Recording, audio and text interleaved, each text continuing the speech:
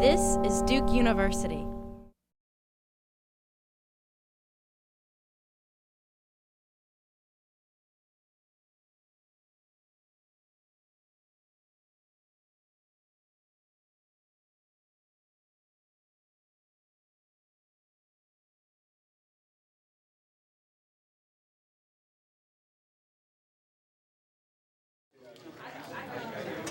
All right, it's 7 o'clock, so I am going to go ahead and get started here. Welcome, everybody. This is the education series here, part of Entrepreneurship at Duke. My name is Howie Ree, and I'm the Managing Director here at the Center for Entrepreneurship and Innovation at Fuqua, and I run this education series. How many of you are here for the first time, here to the education series for the first time? Okay. Wow, a decent number of you. Okay. Looks like about a third of you, actually. Okay, great. Well, welcome to all of you. Let's do a couple more questions here. How many of you are Fuqua students? Raise your hand if you're a Fuqua student. Okay, most of you. And those of you that didn't raise your hand, how many of you are undergrads? Trinity or Pratt? All right. And what other schools are represented? Just raise your hand if you are from another school other than Trinity, Pratt, or Fuqua. Right. You have Pratt Masters, yeah.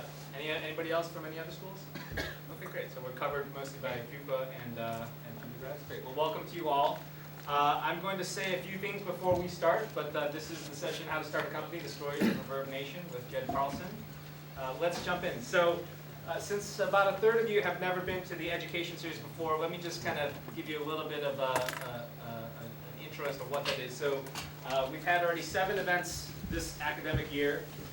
Here you see that we are at the story of ReverbNation. Our next deadline is the intent to compete for the Duke Startup Challenge. I'll talk more about that in a second.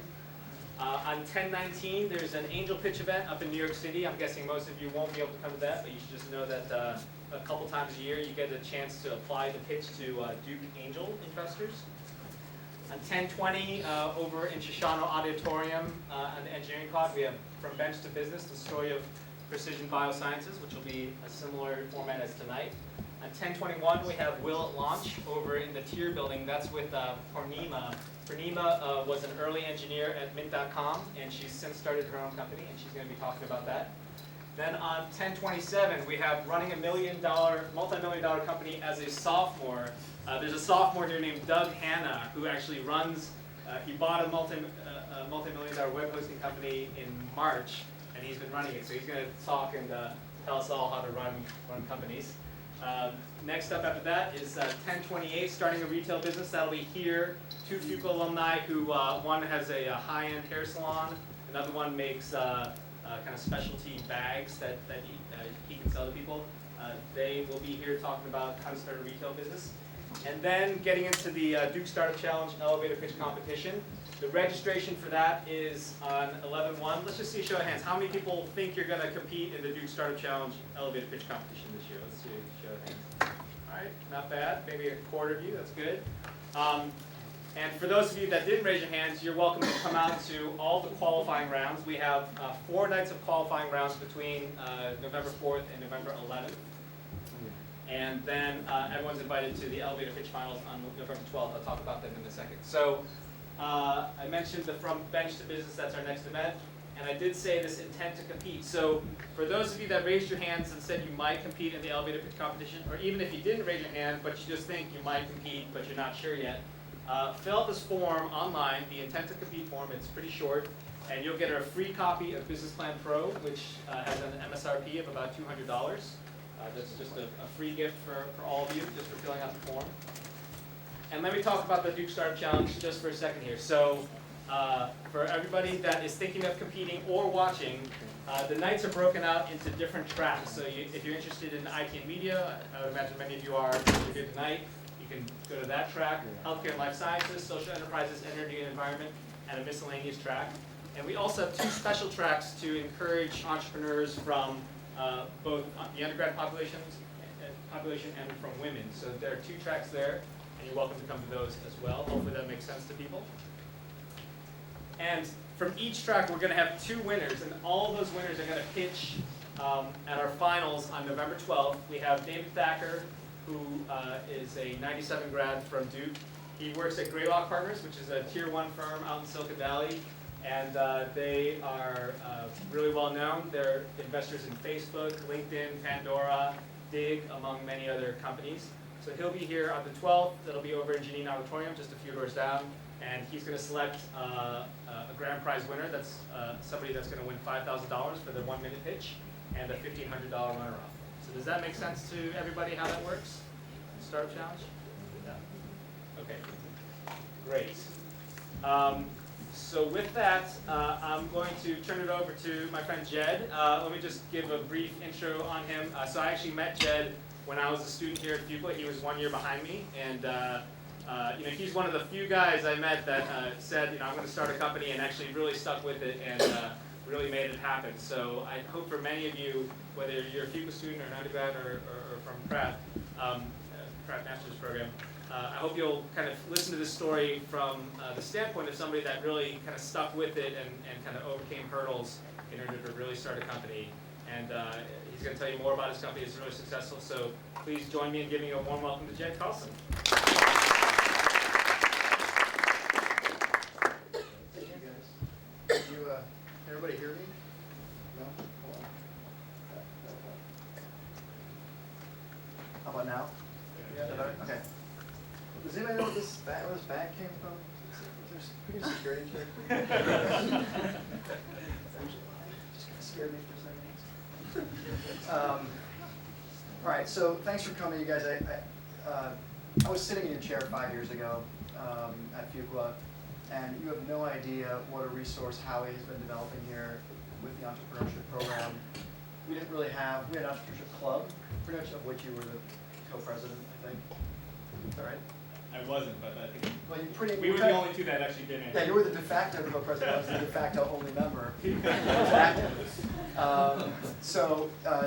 Just I can't say enough about how Howie in particular, but Fuqua has kind of sort of seen the light and is starting to focus on entrepreneurship, and I think it's to your benefit and to the benefit of the greater Duke community and hopefully possibly Durham if somebody stick around and whatnot. So anyway, thank you for that. I'm honored to be here.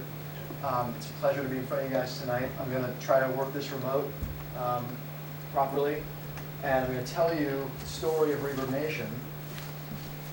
Yeah. So first I'm going to give you a little bit about myself, and I'm going to make you look at some family pictures, because that's something I get to do since I'm the guy on stage.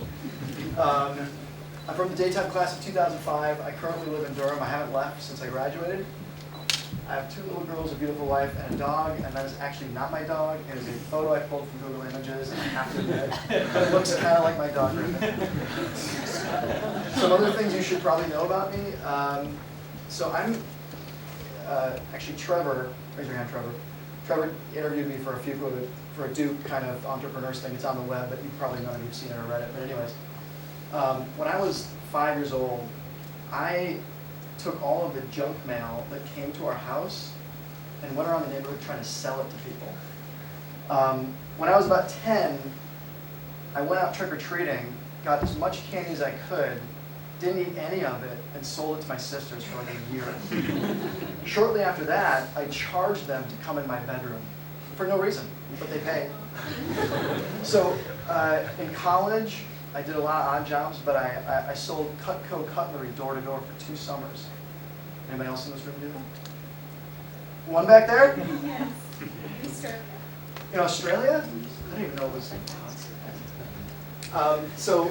There's a part of me that's sort of, a salesman by nature, someone who, I like convincing people of things, and I think that's a trait that you'll find in a lot of entrepreneurs is that we try, for some reason or another, we're compelling, or we like to think we are. Before I get started, I think Howie already covered this, so I don't even really. I was kind of wondering who's here, Fuqua or undergrad. Wanted to know if anybody wanted to speak up and say their name and tell me, why you're here or what you're hoping to get out of tonight, so that if there's anything people need, I can kind of try to weave it into the presentation. Anybody want to take that risk? Step out? Yeah? I'm an undergrad senior. Okay. My name's Jason, and what I wanted to see from tonight is how you got from idea to execution to success. Okay. Cool. I think we're going to touch on some of those things. Anybody else have anything particular they want to see? Yep. I'm Tito Bort. I'm an undergraduate sophomore student. I'm starting a company, and I actually talked to Taylor Amigos and Yep. some other entrepreneurs in the area. They talked to our ReverbNation, so I'm here to see what comes. Cool. Wow, pitch for Taylor. Okay. Well, here's what we're gonna do tonight. I'm gonna tell you sort of the birth story of the company. I'm gonna give you some thoughts on how to go from an idea to a company. Answering Jason's question. I'm actually gonna do something. I'm going to try to give you 5 practical tips. One of the things that always kind of annoyed me when people came to speak is it was all very theoretical and it was, all this sort of stuff. I really didn't leave with a lot of actionable things. So I sat down and I wrote, I think, 3 actionable things and then 2 sort of theoretical things that I'll try to sort of make feel a little more actionable. And then we'll do a Q&A. So the first thing I want to do is I want to introduce ReverbNation to you. So how many people have heard of it before they saw this event? Really? That's great. That's actually better than I expected. So, ReverbNation, we've sort of been a quiet company in the music space. For the last 4 years we've existed, and we really focus on fan relationship management for bands. So, what we do is we're platform agnostic, so we help bands take the music to the people instead of trying to bring the people to the music. So we're sort of the anti-social network in that way. We work sort of synergistically with Facebook and MySpace and Twitter, and we help bands take advantage of all of the opportunities that the social web provides to them to grow their popularity, to make new fan relationships, and to sort of nurture and harvest those fan relationships. So right now we've got 850,000 bands. We add about 2,000 a day. We manage about 38 million fan relationships. We have an email product. We send 14 million emails a month. And sort of in the aggregate, widget views and emails and pages and apps, 48 million monthly sort of fan touches, if you will. A little over 2 million Facebook installs of our leading band app. In a nutshell, we provide opportunities for bands to plant, grow, and harvest fan relationships. And later in the presentation, I'll explain why this was really sort of our fundamental thesis and why ReverbNation has become somewhat important in the music space. Is because this was our focus from the get-go. I'm going to give you a fancy demo of the site, a little bit at least. I'm actually probably not going to go through and play around with it a ton. I'm just going to sort of orient you about what we do. What you're looking at over here on this screen is you're looking at an artist profile page. If you've ever been to MySpace or Last.fm or any of the other places, you're probably familiar with this. Ours is another version of said artist profile page. We do some neat stuff. We pull in press clippings about the band, sometimes automatically. We keep local chart positions, so you can find out what the top band in Durham is if you want. For any genre that we keep 16 genres. Hold on. You can play music on our site. You can buy tickets to their shows. You can see what other artists that band is recommending and play videos and sort of all that normal stuff. But I told you earlier that we play really nicely with all the social media sites. And so let me show you what that looks like. So we make an application that's called My Band, and My Band evokes a tab on a band's profile called Band Profile, this one that you see right here. And essentially what it does is it ports all of their content that they've posted to ReverbNation into a nice looking, sort of native looking Facebook thing, including a map of where their shows are, tickets, their fans. And we collect, when we say fans, we let them sync up with MySpace and Facebook, so we sort of collect all of their fan relationships into one place. We're sort of a meta tool, super tool, if you will. And we help them display stuff. And when you share something, we do some cool stuff. We have our own proprietary music player, not unlike a YouTube video player or something.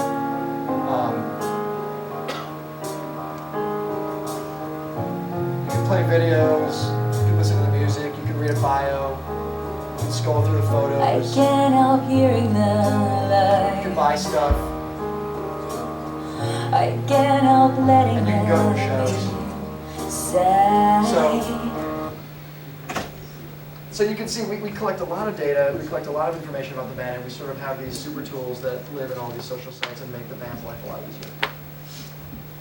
From the artist perspective, how this manifests is, this is kind of an overwhelming dashboard, but we do everything from getting their music onto iTunes for sale or Amazon, that's distribution, to digital press kits. So if you ever wondered how a band actually gets to play at the Cat's Cradle, they send Frank a digital press kit and say, we want to play on this date, and he looks it over and it has sort of all their stuff in it. We make those. We have a FanReach tool, which is the email management tool, so we help you collect emails out of Facebook and MySpace and Twitter and everywhere that you touch your fans, because it's really important for bands to own that relationship instead of renting it from a social net. So we help them extract them, and then we help them manage them. We also collect stats across all these networks. So you can see here, in the case of Marina V, her demographic is primarily, looks like males, although it's close to 50-50, and sort of in the 25 to 44-year-old range, which you might expect after hearing her song. We keep track of her fan growth on each network, where they live. In this case, she's pretty hot in California, a little bit in Illinois and New York, and kind of a little cooler everywhere else. Where most of her fans are coming from, in this case, it's MySpace. And these are just a couple of the things we do for the bands. Recently, we added a function where we bring them opportunities to gig. So if a band wants to play at a big festival like South by Southwest or CMJ or one of these sort of bigger opportunities, we're now in the business of helping match them up to those opportunities. So we're kind of a one-stop shop for bands. That's really what it comes down to. So that's what ReverbNation is. Sorry, I didn't go into the links there. Oh, I need to click back? Thanks, Harry. Sister right here. Okay, so how did it start? You know, it started the way pretty much every company that gets off the ground starts, with a problem whose solution would be highly valuable, differentiable, and defensible. All three of those are pretty important to getting a business off the ground. Let me tell you what the problem is that we were solving. So I'm going to use a sports analogy here, and the analogy is that there's this stadium, and this stadium is full of fans, music fans. And these fans are all fans of the people that are on the field, the players. And under the old model, the only way you could get on this field was through a record label. They controlled distribution. They controlled radio airplay. In fact, it was just, 8 years ago that Elliot Spitzer, the DA of New York, actually successfully sued and won a payola lawsuit against the record industry because since the beginning of time, they've been paying radio DJs and radio stations to just play their music and nobody else's. And that's why radio, you'd hear the same song every 20 songs, was because if you heard something 7 to 10 times, you'll buy it. It almost doesn't matter what it is. Kind of creepy, but it's true. So there was this monopoly that was going on. But along came the internet. And you know, Napster probably being the flashpoint in the year 2000-ish. But all these other things came out, and it started to bust up this monopoly, okay? And now, the problem was very quickly going to become, everybody's on the field. So, this fragmentation of the audience attention was an acute problem that the music industry has been experiencing, has been shifting to, and we thought that this was a good opportunity. Okay, so just to review, under the old model, it worked because of monopoly. The new model is based sort of on a meritocracy. Distribution was the old way that they kept their monopoly in place. The distribution monopoly is gone with the internet. Now it's about fan relationships. It used to be you needed to get signed. Now it's do-it-yourself, DIY. The tastemakers were the labels. They decided what you would hear and when you would hear it. They decided when the next new genre was going to be popular because they made it so. Now the fans dictate. The fans are fickle. They dictate. They follow the music that they like. Now, that's created an interesting double-edged sword for the bands. In the past, the label was responsible for their success. Now it's the band. That sounds awesome, right? You're responsible for your success. But in fact, it's actually been a mixed bag. In the past, a band knew that if they could get signed, if they could just get signed, that their success was almost guaranteed because they'd be inside the monopoly. Now, they have to take care of themselves. That's called an opportunity, and that's where we come in. So, the solution was, as everything was moving from a monopoly to do-it-yourself, was to build DIY tools for the artists and the people that orbit them, their managers, indie labels, record labels, their mom and dad, whoever is helping them out, and using scalable software as a service products. So all of a sudden, there were going to be hundreds of thousands, if not millions of bands that needed tools to cut through the noise. Pun intended, I guess. ReverbNation is the outfitter for all of these gold miners. Okay? We sell them the mining line and the pickaxes and the map. What we don't do is we don't take ownership in what they're doing. We don't take an equity stake. That's what a record label does. We say, listen, I am somewhat agnostic to whether or not you in particular find success. I'm just going to give you the tools to go do it yourself, and it's up to you to do it. And as a result, we can serve thousands of bands at the same time, thousands of small businesses. In fact, over 1.5 million active bands worldwide. That's a big market of small businesses that are all looking for similar things. That's really what it is. Bands are small businesses, and they all need similar tools. And we're building them software as a service tools. Okay, back to the story. So, early in the 2000s, the music disruption began. I'm highlighting Napster, but it was MySpace. It was everything. It was the internet. After I sold my last company, I'm from Minnesota. I sold my last company. I did some consulting for one of my previously large customers for my printing company, and they were in the compact disc manufacturing business. And their customers were independent record label owners, and they were just panicking. They were panicking about this internet and this Napster thing, and how everyone was saying that they weren't going to be able to sell records anymore, and they just didn't know what to do, and it was kind of a mess. So I got introduced to them to help solve a manufacturing on-demand problem for CDs. And in that process, I got to know them. I got to hang out with them. I got to hear their problems and understand kind of how the internet was disrupting the music business. It was changing from manufacturing hits to owning your own success. Okay? So I kind of tucked that away, and for various reasons decided it was time to go back to business school, and I wanted the frameworks and the tools and really to formalize my education about business. After having been an entrepreneur for a while, you kind of start to realize what you don't know. So I'm at Fuqua, sitting in a chair just like the one you're sitting in now. And second year rolls around, I've got all my requirements out of the way. And there's a class that's being offered called business plan writing, and that just sounds like god-awful boring. But I think to myself, the professor is a local VC, venture capitalist, pretty well respected.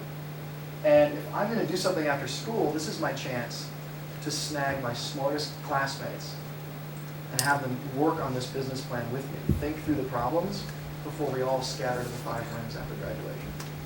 So I grabbed 3 other really smart guys and conned them into joining me in this thing. And we wrote this business plan and I sort of started to pitch it to the class and pitch it to the rest of it. And I got a pretty good response. And this was 2004. The funny thing is that at the time, it wasn't super clear that the sort of demonopolization, the fragmentation was actually going to happen, and that sort of independent musicians and indie record labels were going to sort of come out on top. There was a big tension between the major record label machine and sort of the independent thing. And my business school classmates actually convinced me. We wrote a business plan whose punchline was how to keep the major record labels on top. And the reason was because we couldn't seem to figure out how independent bands and independent labels had enough money to pay us to do a business worth doing. So we did this whole business plan around this changing industry, but it started off with how to keep the majors on top. Well, none of us liked it. It wasn't very kosher. It wasn't great. But it was sort of the only realistic way to model something that was financially viable. All right, so that was 2004. Okay, so graduation happens, and I'm committed to doing this business.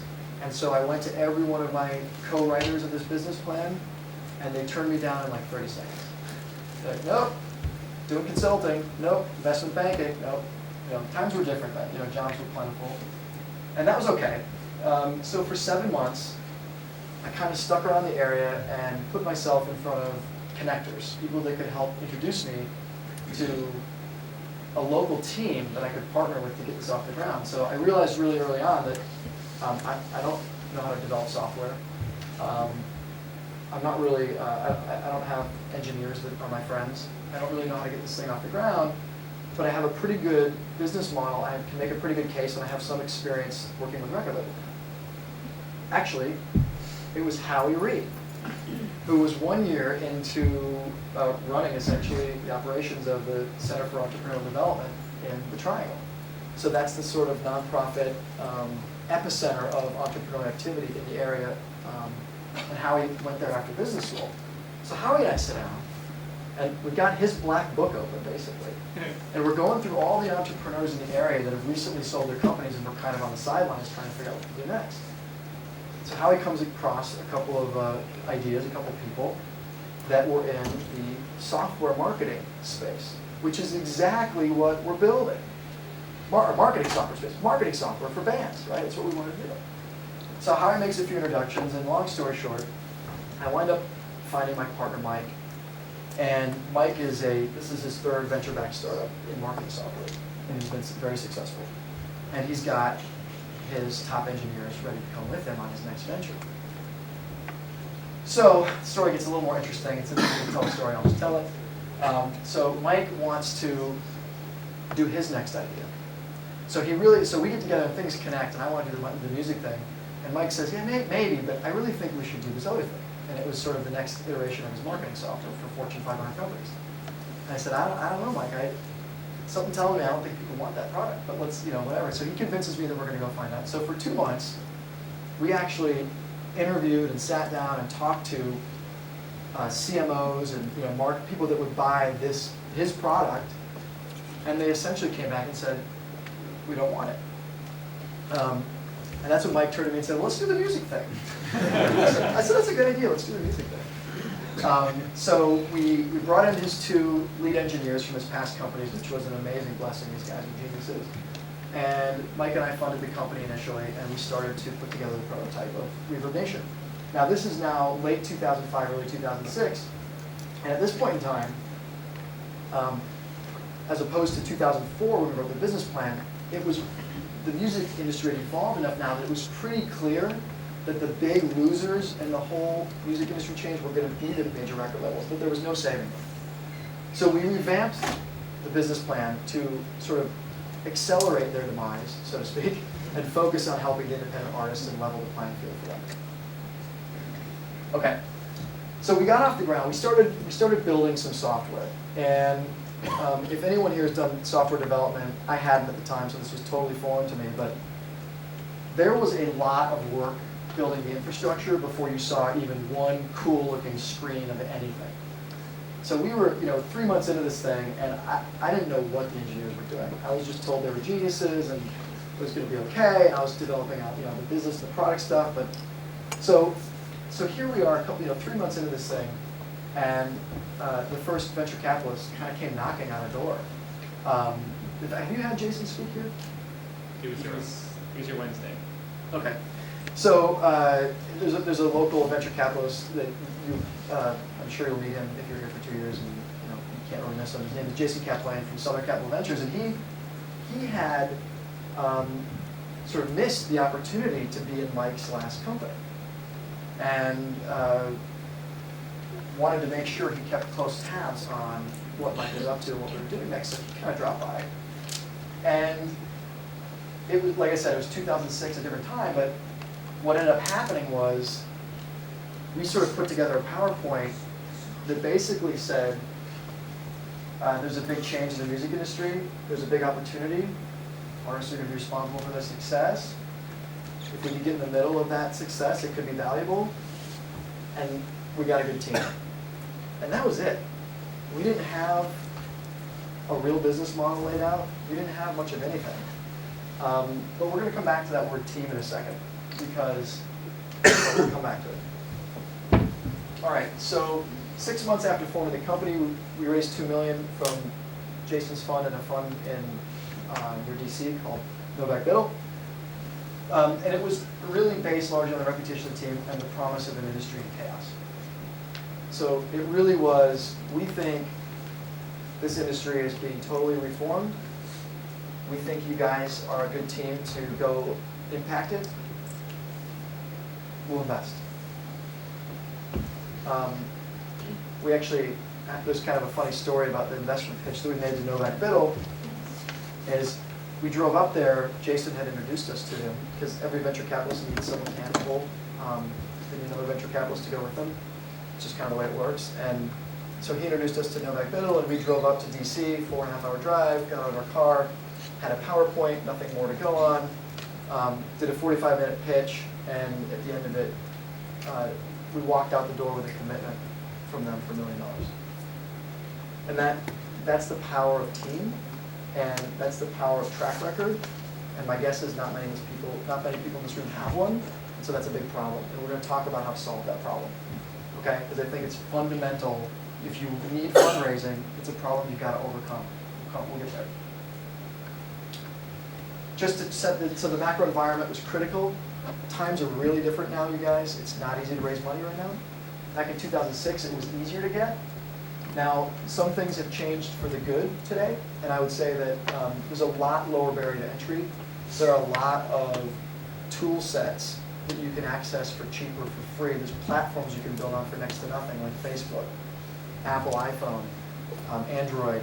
So while money's harder to come by, you can start a company for a lot less money today than you could back then, and that's just 4 years. Okay, so before we talk about the importance of team and all that other stuff I said I'd get back to, whatever happened to ReverbNation after we got the venture money and we got started in 2006? So we followed this pretty simple, I guess, roadmap for the last 4 years, and it served us pretty well. We knew that right out of the gate, we needed to become important without network effects. The companies that were getting funded in 2006, there was every flavor of social network that was getting funded. It was the social network of the day because Facebook was successful, MySpace had been successful to that point, all that stuff. But we kind of sensed that we needed to do something to become important without having to blow that kind of money to get there. Okay? Then we decided it was really important that we scale by introducing some very basic rudimentary network effects and tap into what these bands really do better than anything else, and that is promote themselves. These guys are the consummate promoters. So we built tools that sort of harnessed their desire and their willingness to promote themselves to sort of carry our seed of ReverbNation to more bands and more fans and such. I can give you some examples of that. Number 3, stay agnostic. We recognized that all the social networks were flavors of the day, that somebody would win. We had no idea that Facebook would turn into quite the black hole that it is, sort of sucking all the light out of the internet and focusing on itself, which is fine because we stayed agnostic and we knew that would give us longevity. We then began monetizing once we had reached some scale. We knew that we couldn't explore forever, and then we needed to start putting down some stakes in the ground about our model. So we did that. We proved one of our business models, which is that we can sell software as a service tools to the bands. We're right in between 4 and 5 right now. Actually, we're on 5. So become indispensable and secure. What we mean by that is, right now, we sell the bands tools that they need to run their businesses. Email marketing, email newsletters is not a particularly sexy tool, but every band kind of recognizes they need it. Getting your music on iTunes and Amazon for sale, that's a little bit sexy, but it's sort of a cost of entry. You're not really a band if you don't. So those are the that's the family of tools we've been selling so far. The tools that you need to call yourself a band. Okay. Now, we're beginning to take the scale that we have, and we're beginning to use that as sort of like a union of independent bands. We represent 850,000 bands, and we leverage that to bring unique opportunities to them. We bring them brand deals. We bring them licensing to get their music into television and movies and commercials. And we're becoming the go-to place for all of those people who want to access the music and access the bands and their influence, while we're building a platform of tools that they can use to tap into those bands. And as a result, when you start to develop unique opportunities that bands can't get anywhere else, you become indispensable. That's where we're moving right now. 6, swing for the fences. So we've been steadily monetizing, we've proven a model, we're becoming indispensable, and when you do that, we have a chance to do some really interesting sort of big ideas. And they fall into a couple of buckets, but let me give you an example of a big idea. Maybe ReverbNation is the record label of the future. Maybe we do want to take some rights in these bands and take responsibility for their success because we actually know that our tools can make them successful. That would be an example of a big idea. You know, the record labels control a $5 billion industry. I'm not saying that's what we're doing. I'm saying that's an example of a big idea. Okay. Final outcome. You know, our destiny is uncertain. We are in the growth phase of our business. Things are looking very, very good for ReverbNation, and but it is uncertain. All right. First of all, actually, does anybody? That's the company story. I'm going to switch gears to sort of how to go from an idea to a company. But before I do that, does anyone have any questions about ReverbNation, the company, or the story behind it, or anything you want me to answer now? Yeah. Yeah, first of all, I'm just going to say your mind application is amazing. I had no idea you made it.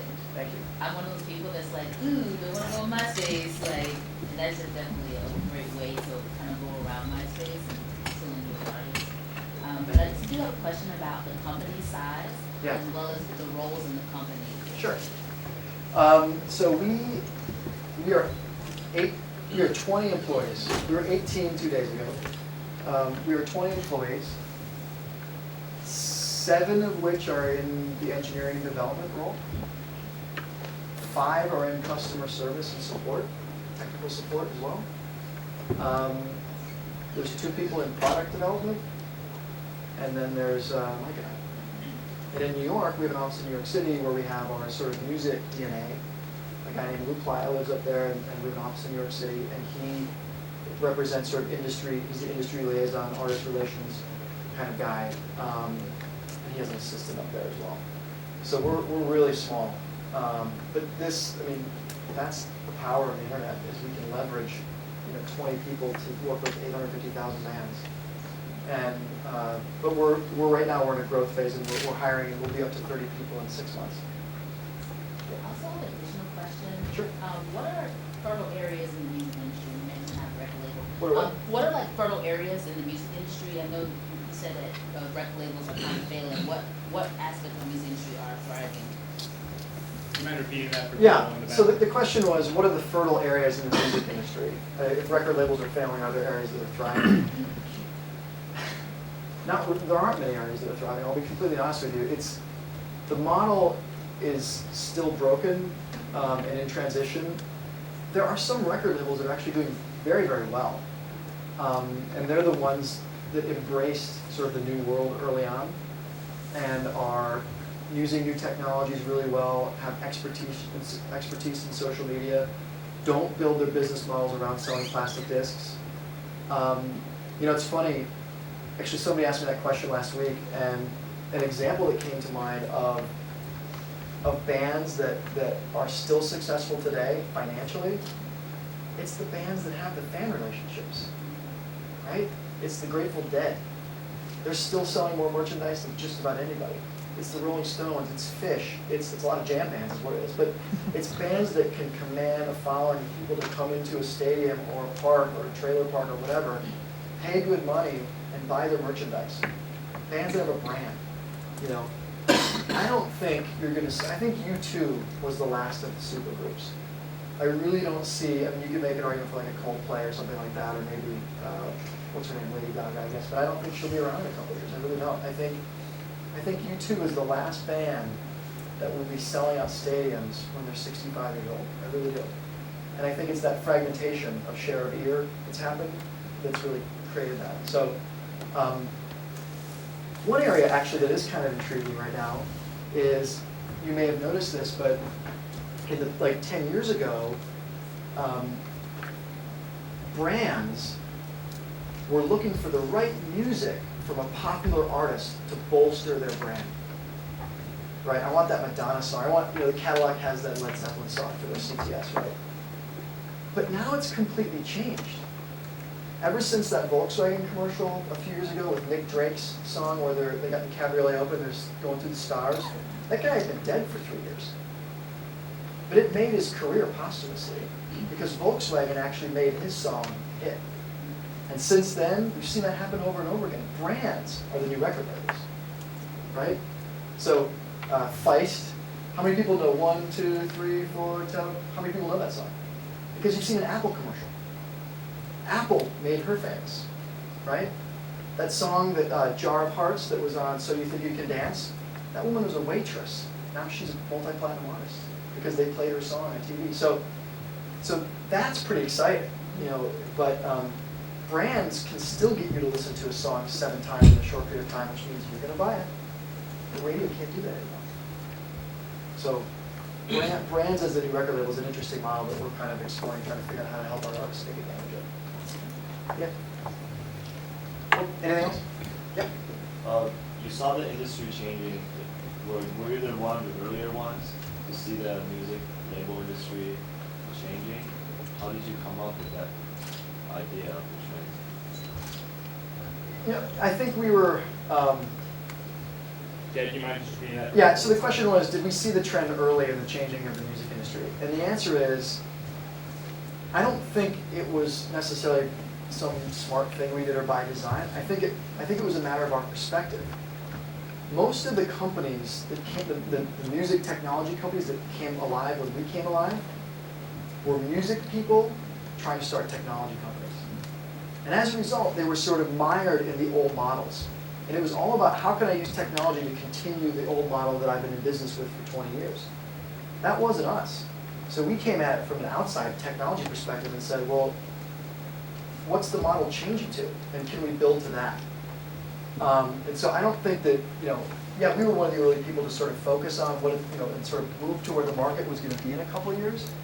But I don't think it was any stroke of genius. I think it was because we just weren't anchored in a record business mentality. And everybody else kind of was. Yeah.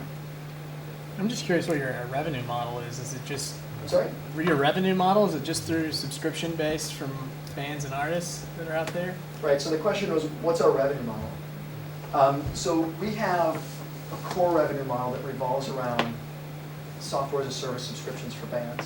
So products, the big products that we sell are digital press kits, email marketing, digital distribution onto iTunes. What else? There's like 7 products. Some have to do with how much you can store on the site in terms of content. But those models are only going to get us so far.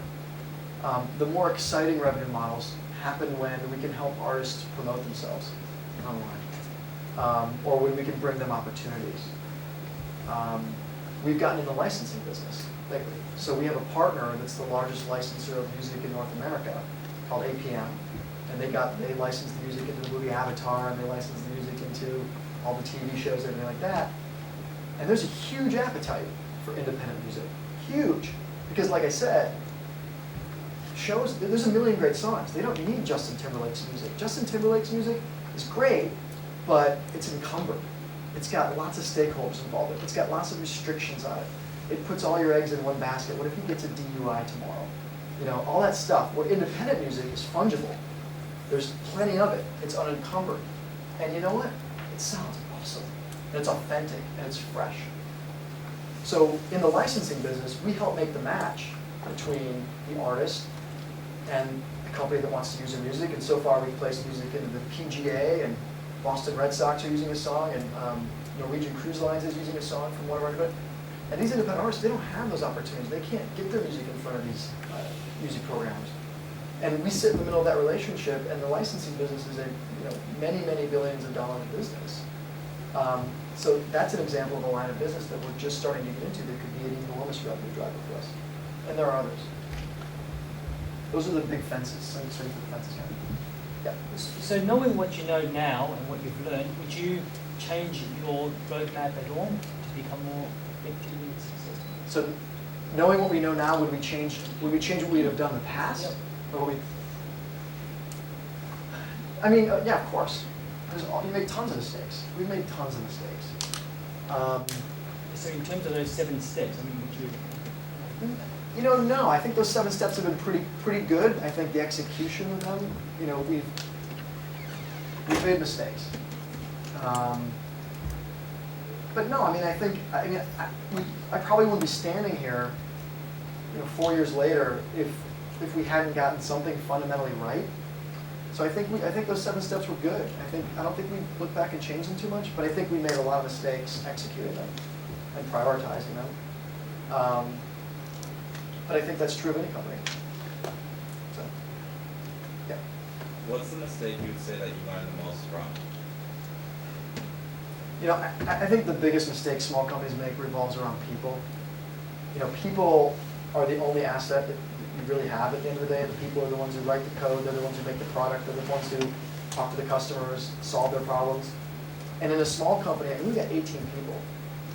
If we have 3 bad apples, somebody did the math for me on that. It's a significant percentage of our company. Let's leave it at that.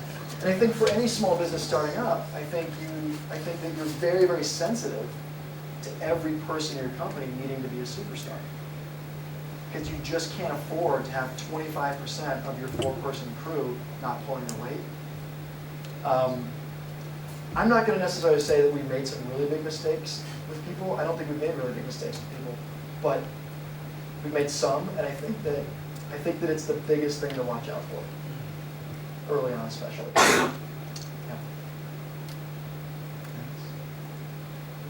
So in a marketing communications class that we have at Fuqua this time, we talk a lot about how this day and age brands are, the identity of a brand is very much shaped by the consumer in ways that it hasn't been historically. Sure. And if you think of a band as a brand, which Yep. I think you really can, to what extent are you or some of the bands you work with concerned, if at all?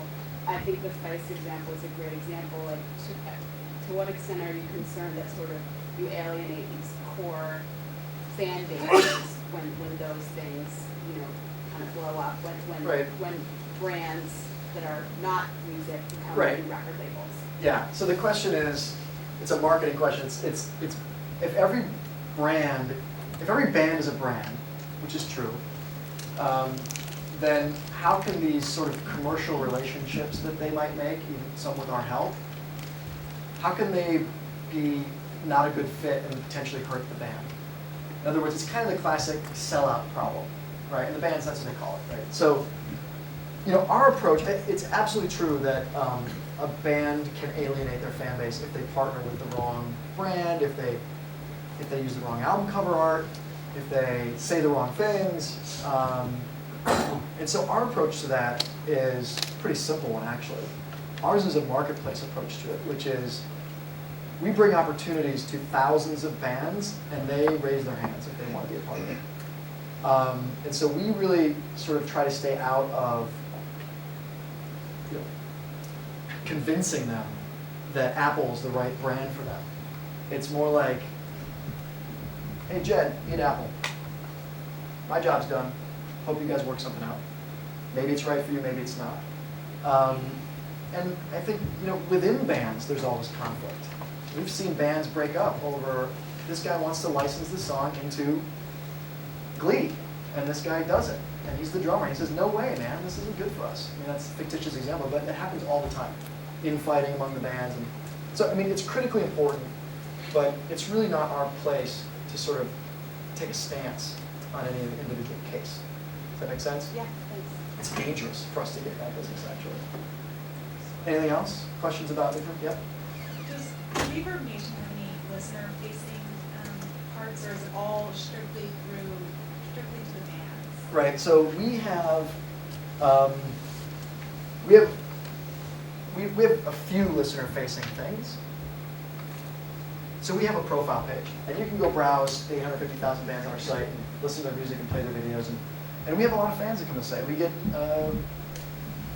9 million visitors a month to the site. It's not trivial,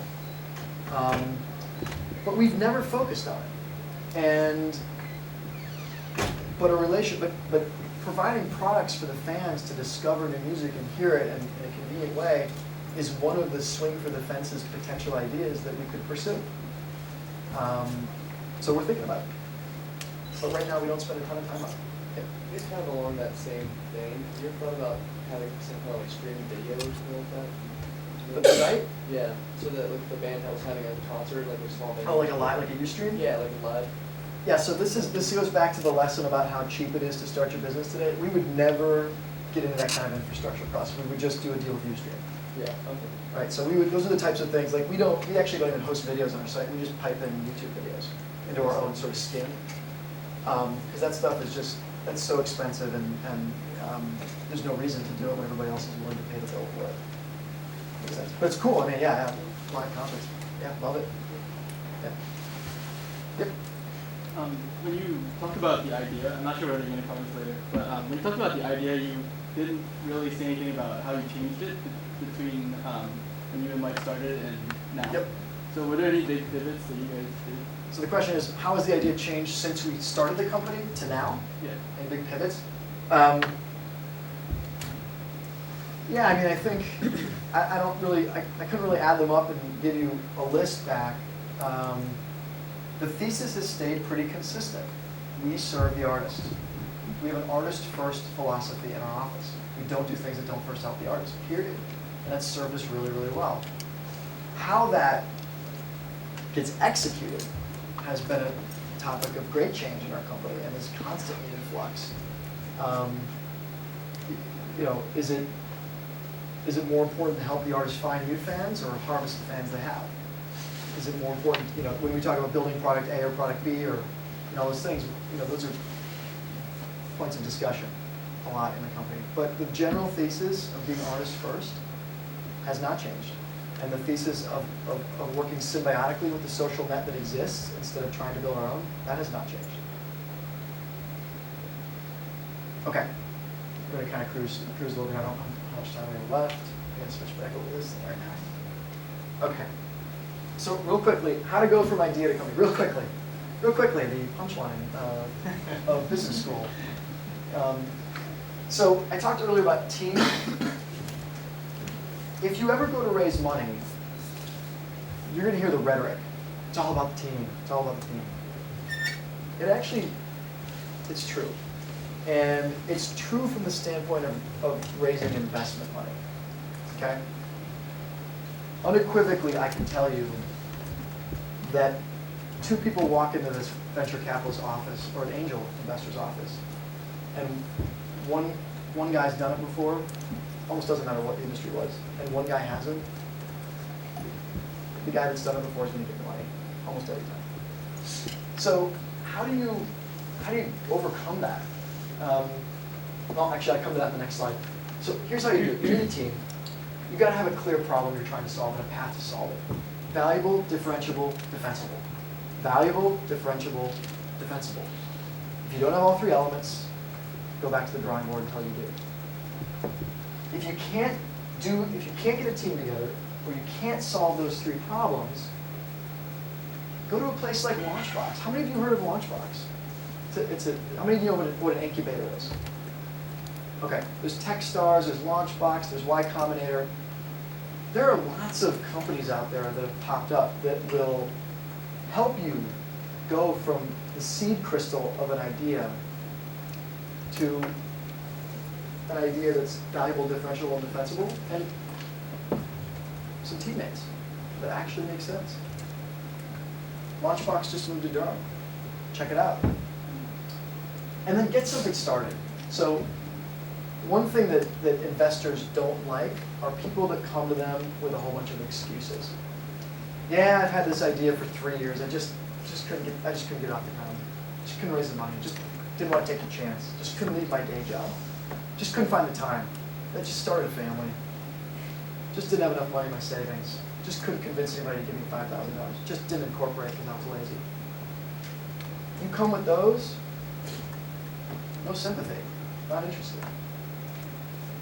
And the biggest problem that I see entrepreneurs having, so I'm an angel investor, I do a little dabbling on the side, is they can't answer the question, why you? It's a great plan. It's a great product. It's a huge market. I love it. Why are you doing it? Have an answer. Preferably a good one. Here they are in the order of importance, in my opinion. You've been successful before. That's why. Because I've done it before. Okay? Can't argue with that. Have a team. I've done it before. these are my guys. We've done it before. That lowers my risk as an investor. Have domain expertise. A lot of people come up and they say, I've got this great idea for solving the electrical grid inefficiency. Oh, that sounds really fantastic. What's your background? I'm in drug development.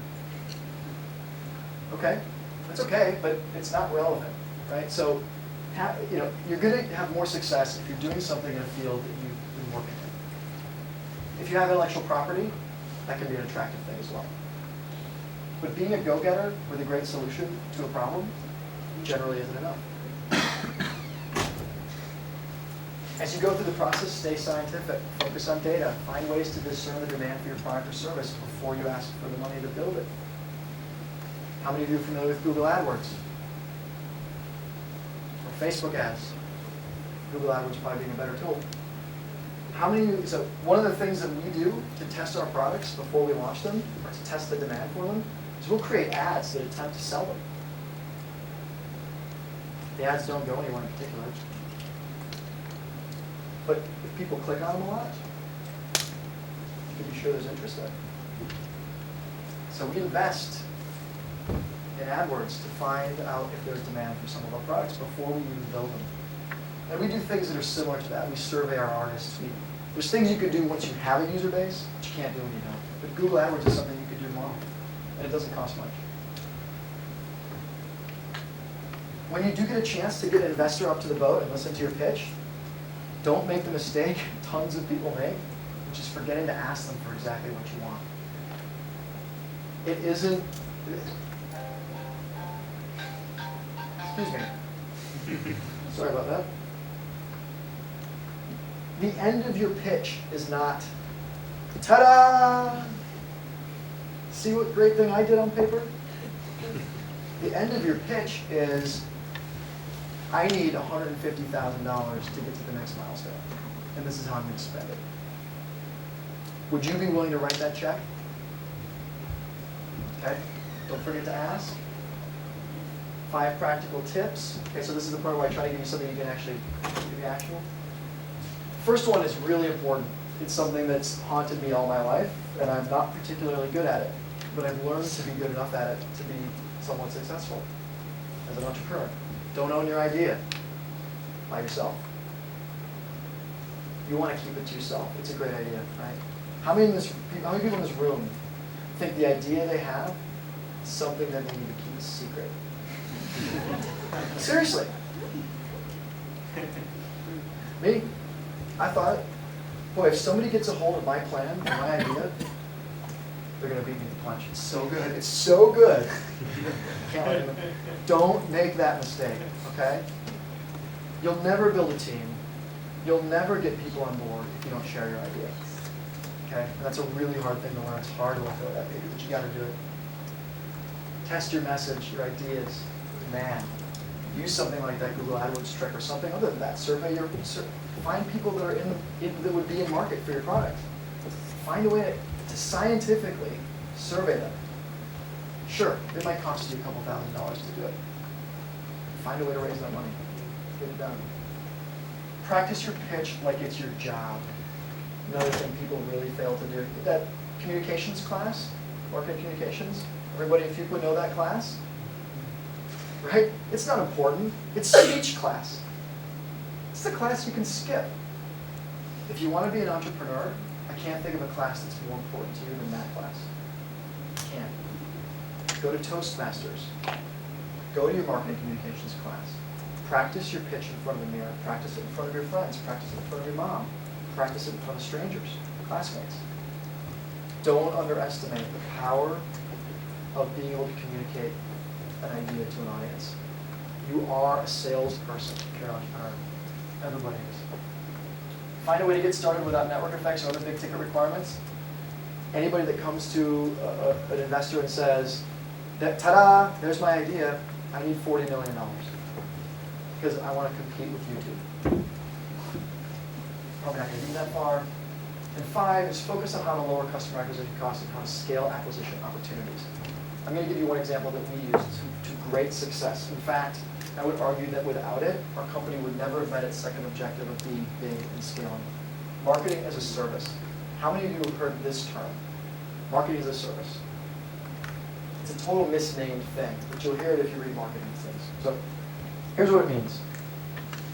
Create something free that's really valuable, that acts as an advertisement to everybody else you want to reach. Okay? In our case, all of these bands had a common problem. They all had blogs. They all had websites.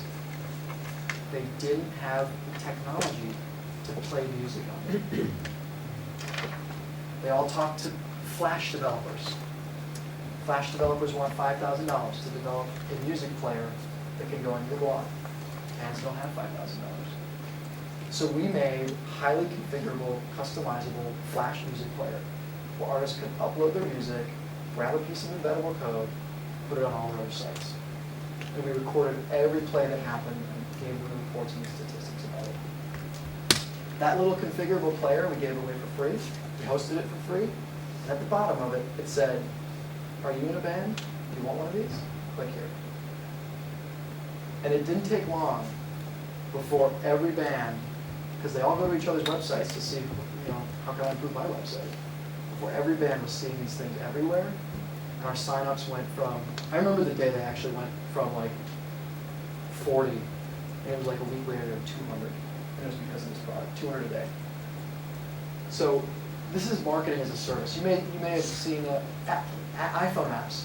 Like Nike has a running app where it measures and records all your runs for you. It's free. It's great. Nike gets to talk to me every single time I go for a run. You get the point. Marketing as a service, that's it. You create a service that's free, and that becomes your marketing. It becomes your marketing channel. And it lowers your cost of acquisition to near zero. Okay? And that's really critical. Oh wait, this is the end. Until I start with myself. I think you've probably gone over, but did I mention we're hiring? So if you know quality people, or you're planning to drop out of school and you're really, really smart, feel free to call me. That's my email address. You guys, thank you for great questions, and I guess if there's any time for more questions, I'm happy to stay if people want to ask them, but how you're the meister. We'll do, well, first of all, let's give them a hand. Produced by Duke University. Online at duke.edu.